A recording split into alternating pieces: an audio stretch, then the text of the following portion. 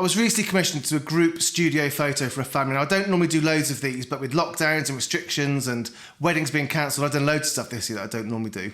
They came to me because they said I'm the best photographer they know, so I'm hoping I'm not the only one they know, but either way I want to do something a bit special for them to make it a bit more contemporary, more modern, and a bit more dynamic than a standard studio group shot. You can see the finished article on screen now. So this episode of The Studio is the whole creation process from initial design through to photoshopping that final image.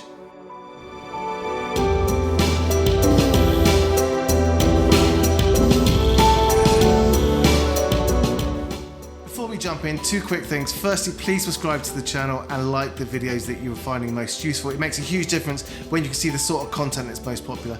Secondly, through Nick Church Photography Education, I do workshops and training courses on all the techniques used today. So if anything's of interest, or if you want to build your business through our coaching sessions, then please get in touch. There's a link in the description. So when we're doing studio group portraits, there's two main questions that come up. Firstly is what size studio do you need? And secondly, how are you going to light that portrait so it looks really attractive? So we're going to deal with those two things first, then we're going to do the rest of the session in Lightroom and Photoshop. So you might think you need a studio the size of an aircraft hangar to do these big group portraits, but you can see from this clip of my studio, I've got the meeting space behind me for clients, I've got my training workshop area, I've got where I work, and so the studio space is just this corner behind the camera now. And you can see it's not that big, right? So maybe 3 or 4 people at a push I could get in. That's only if they're a family, it can go quite tight. And in any case, if you do have a big space, how are you going to light it so that everyone's evenly lit? Now, the ways to do that, you either have real complex setups of lighting where you have snoots and spots on individual people, or you have to get your light far back and blast it really powerfully to make sure everyone's evenly lit so we don't get that fall off between the person that's closest and the person that's furthest away. The problem with that approach is when you blast the light at people, it takes out all of the shadows, it makes things very flat, it's going to light the backdrop really brightly, and it's going to make that shot lose all character. It'll be fine, but it's not really what I'm aiming for here. Alright, so we're going to go into Lightroom first, where we'll talk about the setup of the studio space and the individual shots, and later on we're going to go into Photoshop, where we create the final piece.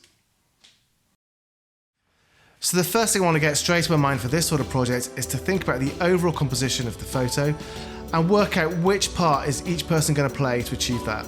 Now I get loads of inspiration from other portraits that I've seen, so what I generally do is just get all those ideas down onto a whiteboard, which is in my studio, on the wall, and I can just have a play with different shapes and see what works and what doesn't. And it's really important to get this stuff sorted, because I tell you what, when the clients come in and see this picture, when it's finished, they're going to think two things first. They're going to think, what do I look like? And what does my family look like as a group? Everything else, like image quality, how it's lit, is going to be down the list somewhat. So the first thing to get straight is this stuff. So with this on the studio board with their initials on, they can see really quickly how they had to position themselves, because remember, they're not going to be sitting as a group like this. We're going to do each shot individually. So let's just look through the photos that I took on the day. So you can see I've got a grey backdrop set up. Grey is a great colour for a backdrop, so mid-grey, really useful. You can make it lighter, darker, you can change colour in post, you can add textures, it's just brilliant. So if you're going to have one backdrop, that's the one to get. So you can see also I've not got enough space here to do all 5 of them at a time in any case, but we wanted the better lighting you can get by doing one person individually. So this is the shot for this subject. You can see we've got a 3-point light set up here, key light coming down here, a fill light a bit lower down, and then the other side we had a rim light or hair light just angling into here to provide a bit of highlight to that side of the face. Okay. The other things were that the camera needs to be in the same place every time because we're going to do a composite image. It could have been handheld, but I used a tripod just to make sure I could go to and fro and just change the lighting without having to remember where I was stood. Other things, of course, for a composite image, your manual settings have to be locked in and not changed, especially things like white balance and things, so you want them all to be seamlessly blended together at the end, so it all has to look the same. Alright, so that's the image, the raw image. Here's the edited version. I always do all my editing in Lightroom anyway, so for subjects like this. So that's the edited one for this subject. Then I move the lighting a bit for this subject, so that's the unedited version, and that's the edited version. Then we moved those two out the way and brought him in, so this is the unedited version. And then we've got edit, you can see you've got that nice kind of highlight on that side of the face, which works really well for his shaped face. Then we brought these two in. So this one, I was doing it for this subject. So I had the lighting quite low down, that's the edited version there. And then I asked them to stay still because then I just wanted to position her a little bit differently, but keep her hand in the same place, move the lighting to work for her, and that's the edited version of her. So that's all 5 of those images, and there's one more I had to take, which is really important, which I'll show you why later. So this is the backdrop without anyone in front of it, and we need that later on in Photoshop. So all those 5 subject images and the backdrop can now be lifted into Photoshop, and we continue the editing from there. Okay, so all of those images are now loaded up in Photoshop as separate layers. I've got the 5 subjects plus the empty backdrop. Now there's a couple of free tips here. The first one is to always make sure you've got a nice clean lens before you start, because I've noticed I've got some lens spots on here, so just tidying those up. The other tip is to make everybody wipe their feet, including yourself, because I've walked rubbish all over the backdrop, so I'm just tidying up the bits of dirt and stuff, just because it's going to make it easier later. Alright, so that's the backdrop nice and clean, but now what I want to do is I want to stretch it out so I can extend things over all of my crap on the side, like my lights and my chairs and so on. So I find the quickest way to do this is to take a selection of the tones that you want in the background, and I'm just going to do Command-T to free transform and just drag it out, and that's stretching that middle bit over the rest of the image. And I'll do the same on the other side. Now this does reduce the resolution of certainly the horizontal resolution of the image, but in this example it doesn't matter because I'm going to use a texture later on to bring out some texture through this backdrop, so the actual detail of this backdrop doesn't matter.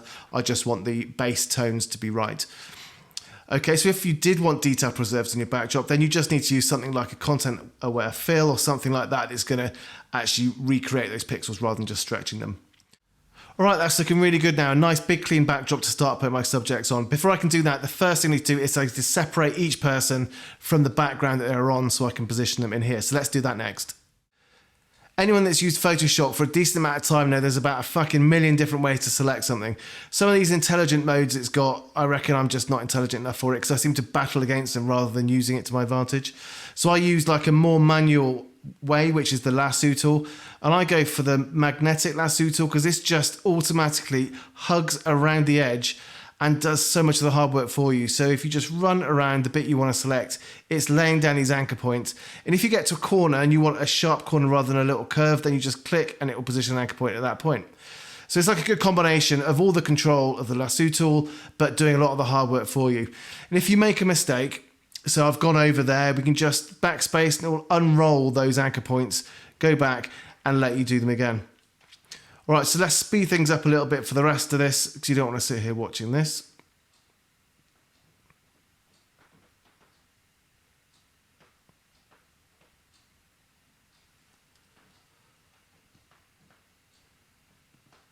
Now with the magnetic lasso tool, when you come to somewhere like this, then if you press Option, then you turn it into a normal polygon lasso tool, which means you can just do the start and the end point and you don't have to faff around with it hugging the edge. So it just speeds things up when you get to straight areas.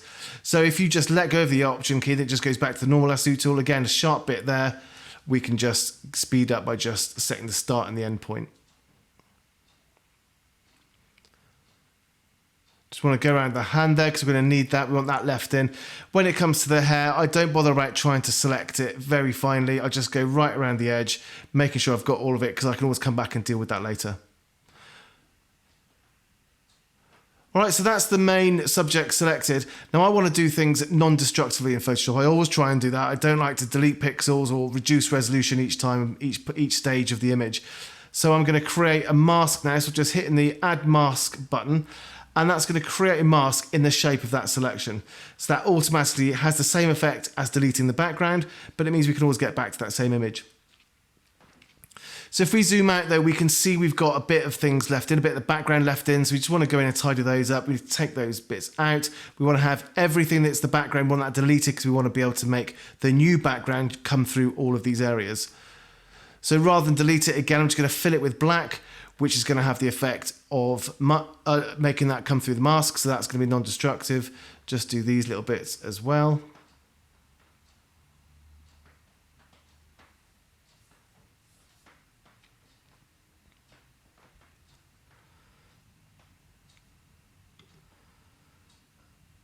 There we go, that's got all of those little bits there.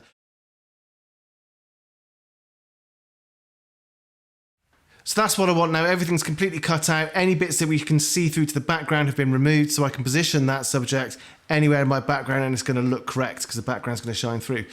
So I need to do that to all of the other subjects now, so you're not going to sit here watching that. I'm going to speed that up really quickly just as we blast through the rest of them. All around me decoration, this is all I need to fade the way to all I see to close. Found some time to get some closure. Lose the walls away of this town. Take her to another town, or otherwise the colors run. Others run and others run. Lose the walls away of this town. You're with me now. Alright, so I'm just taking out the last section here where we've got a bit of the background showing. Right, so that's the last bit, the last subject. So what I've got here now is all 5 subjects, all as separate layers, all with their own layer masks, which completely isolate them from the background. Now, as I said earlier, I'm going to do this non-destructively, so I'm going to keep all of these layers completely separate. I'm not going to touch these now, so I can always go back to the original images.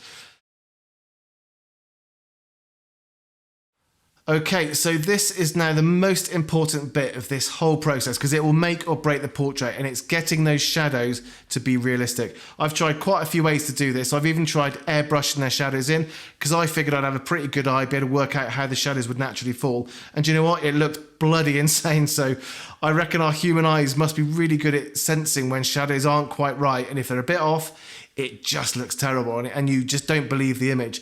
So I've worked out this method. Well, I don't know if I've invented it. Actually, screw it. Let's just say I've invented this method where I use the shadows from the original, in each individual image, I lift those actual shadows and bring those into the composite. And again, it's all non-destructive, so we can manipulate and play with them afterwards. So I'm going to go through that process now, and hopefully that'll be really useful.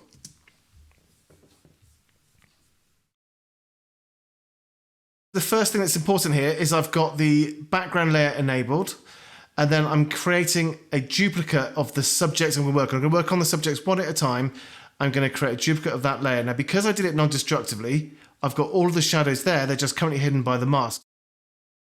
We have a duplicate of the original layer and layer mask.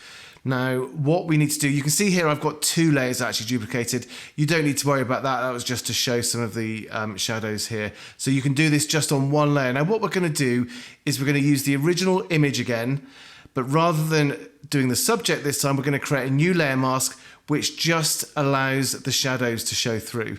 Now, that's going to give us 2 separate layers for each subject. One's going to be the subject, and one's going to be the shadows. Now, we want that because the shadows are going to be changed in a little bit. We'll see how we do that to match the new backdrop. So we have to have those shadows layer, that shadow layer separate. All right, so we don't need this layer mask because that was for the subject. So we're just going to delete that layer mask. There we go, just get rid of that one. And now we're going to start selecting just the shadows. I'm now just going to draw around the shadows that are being shown from the layer above. All right, so we're just going to select these, and then you want to go, quite wide around the shadow. You just don't really want to get into the non-shadowed bit of backdrop just because it makes it harder to blend in. All right, and then we're just going to do a tight cut up against any kind of object. So I'm going to do that again so we can see. I'm just going to take this line, take it around to his other shoe there, follow that around. I'm just using the lasso tool. You can use the magnetic lasso tool once you get to an object, but the lasso tool, just the normal lasso tool, is pretty good because it lets you just draw freehand and you can kind of vaguely get the right shape. So I'm going to cut into there and I'm going to create that line there. And then, of course, the shadow goes up the side of the crate. So we're going to just use the lasso tool and just to copy that, just to go all the way, just to hug that side all the way up to there, and then arc over here. Again, use the magnetic lasso tool just to put the anchor points down to his jeans, all the way down to there. All right, so we're doing that to all the shadows. Let's speed up the rest of this bit. All right, so just going to select those last couple of bits and pieces in between the crate. So that's every shadow selected for this subject. Now, if I create a new mask from that, then it creates a mask of those shadows. So I've got 2 layers now. I've got the layer with just the shadows in and a layer with just the subject in. So the combination of those 2 is what we want because we want to be able to then move those, the subject and the shadow, onto the new backdrop. All right, so I'm going to just position the shadows on top of the layer of the subject, and I've got the backdrop enabled, and you can see there's a slight difference tone and brightness to the shadows than is in this backdrop. So I'm going to add a brightness, a color balance clipping mask here, and I can now just change the tones in the shadows to kind of match that of the backdrop. So that looks about right. And then I'm going to create a curve. I'm just going to move that curve down a little bit just to create the right kind of darkness that I want, just to represent it. I think this backdrop is probably a bit darker than the original, so I want to bring that down a bit. Yeah, that's about right. All right, so obviously that looks a bit too harsh, and you can kind of see that that's not quite natural. But if we go to that shadow, the mask for the shadows now, if we go and open the settings for that mask, bring those up, we can then just change the feather so that it makes the edges much softer, and you can get it to a point where it actually starts to look pretty realistic. And let's just move that around. And I think that's about right. Right, so there's a couple of issues here. We've got a bit of a too dark a shadow behind him. And also you can see that the feathering of the shadow, the feathering of the mask to create that nice soft shadow does pull it away from the subject a little bit. So we're gonna have to sort of touch that up. But to do that, it's fine. We're just gonna adjust the mask slightly. So we're not changing the image, we're just changing the mask. So we're just using a bit of black brush, very low opacity, low flow, just to remove the shadows where it's a little bit heavy. I think that's fine. And we're just going to swap it and put some white back in, use white on the mask just to pull that shadow in just closer to the bits of the subject where it's come away. Right, that's good. So that's looking pretty natural now, so I'm happy with that. I'm just going to do this to all of the other subjects. This was actually the hardest one. The others are easier. So I'm going to whiz through that. I'm going to speed it up, and I'll see you on the other side.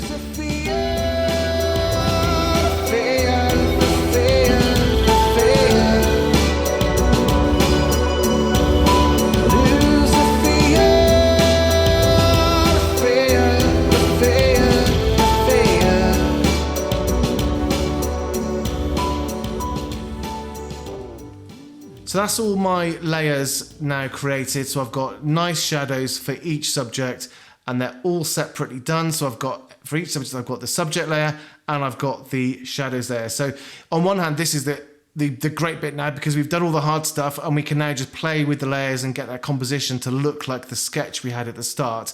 But there's a couple of things I do want to mention. Firstly, you can see we've got shitloads of layers coming on now because we've got all the shadows, I've got the backups, I've got the original ones I didn't want to touch.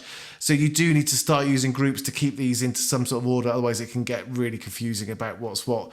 The other thing that helps with that is to link layers. So I've linked each shadow for each subject layer. That means when you transform and move one, then the shadows go with them, and that's going to make things tons easier as well. So we've got that all done now, and we can start moving things around and see what it looks like. So this is now pretty easy because I've got the whiteboard here in the studio, so I'm literally just looking at that. I've done all the work that went into designing where I was going to have everybody, so now I'm just dropping them and plopping them down into the right place. So I think that's looking about right for mum and dad and son number one. I'm just going to get the younger couple over the other side now. So we're just doing Command T for all of these layers, and it doesn't matter if I do that on the shadow layer or the subject layer, because they're linked, it will just move both. And I think that's right. Yeah, so perfect. So that's as I had it on the whiteboard. This bit I like to call the dicking about stage. Now all I'm doing here is I'm just doing a bit of dodging and burning on the image in general, on the subject, but I'm also blending that shadow a little bit in some places, adding a bit more maybe, and changing some of the curves a little bit on those shadows. I'm not going to go into detail about what I'm doing just because it's completely subjective. Everyone's going to have their own way that they do those final kind of touching up bits. The reason I'm including it is when we jump back into adding the backdrop, I don't want the image to look suddenly a bit different and people not be able to follow why it's changed. I'm happy with the tones and the colours of that backdrop. It fits their skin tone really well and fits with what they're wearing. But I do want to put a texture behind there because I want to bring them out even more, and I want to make it a bit more contemporary and interesting. There's so many resources on the internet for paid textures for Photoshop, but there's so many free ones that I really don't think you need to be looking at paid stuff. This is an example of a free set of textures, and I absolutely love them. And I'll post a link to this creator in the description below. So I'm putting this textured backdrop into the image just as another layer. I now obviously need to rotate that and stretch it out to fit the size of the canvas. Now I'm not worried about the loss of resolution in doing this because it's the texture I'm looking for, and I actually want it, I don't want it too harsh. But if I did need that crispness in there, then I would just duplicate that and blend that together using content aware fill or something like that to recreate those pixels rather than stretching them. So that fits the canvas. So what we're going to do now is blend that into the background that we've got. So usually the hard light, soft light or overlay or something like that is the best one for this because it allows the textures to come through rather than changing the colors and the tones too much. So I think soft light is probably the best one. Now I've changed the opacity a bit because full on it can be a bit much. You don't want it to take away from the subject.